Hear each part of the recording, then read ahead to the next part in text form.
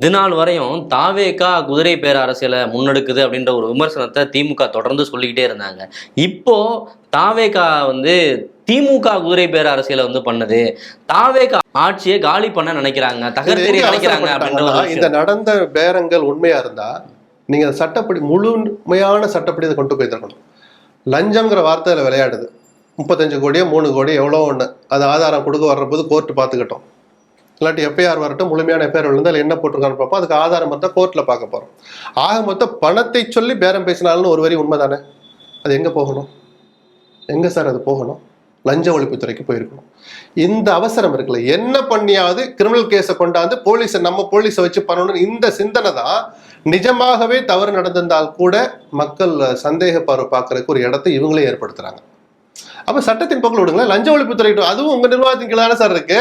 நீங்கள் நியமித்த விமர்சனங்களுக்கு இடையில் நீங்கள் நியமித்தவர் எங்க லஞ்ச ஒழிப்புத்துறை தலைமை பொறுப்பில் இருக்கிறார்.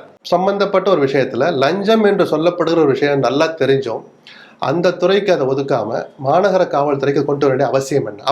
அப்போ இருங்க அரசியல் பழிவாங்கல் இருக்குங்கிற குற்றச்சாட்டுக்கு நீங்களே வலு சேர்க்கிறீங்களா?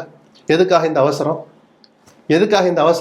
சட்டப்படி நடத்திட்டு போகும். அதே லஞ்ச ஒழிப்புத்துறை விசாரிக்கட்டும் சார். இன்னொரு பக்கம் தொடர்ந்து தாவேகா மேல இப்படியான ஒரு குற்றச்சாட்டு முன்வைக்கப்படுது. இன்னொரு பக்கம் திமுகவும் இதை முன்னெடுக்கிறாங்க அப்படின்ற ஒரு விஷயத்தை நிரூபணமாகட்டும். நம்ம அதை பத்தி பேசுவோம். இது ஒரு எம்எல்ஏ கூட்டு வச்சு என்ன பண்ண போறாங்க? ஆட்சியை கவிழ்த்திட முடியுமா?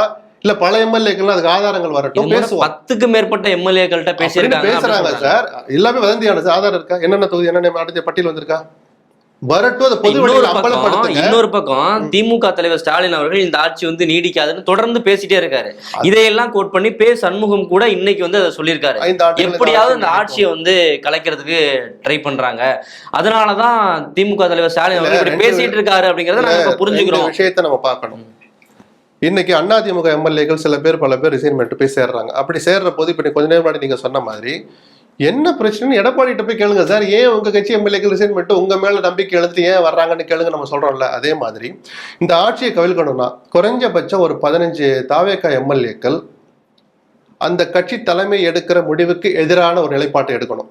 அது சபாநாயகர் மீது நம்பிக்கையில்லா தீர்மானமாகட்டும், ஒரு இன்னும் 4 மாசம் கழிச்சு இந்த அரசு மீது கொண்டு வர வாய்ப்பு இருக்கிற நம்பிக்கையில்லா தீர்மானமாகட்டும், அந்த முடிவுல கட்சி தலைமை கொறடா உத்தரவு போட்டு அந்த கொறடா உத்தரவை மீறுகிற குறைஞ்சது 15 தாவேகா எம்எல்ஏக்கள் இருந்தாதான் நீங்க சொல்றதெல்லாம் நடக்கும். ஸ்டாலின் ஒருவேளை இதை நினைச்சு சொல்லியிருந்தாருன்னா அந்த எண்ணிக்கை வந்த பிறகு நம்ம பேசலாம்.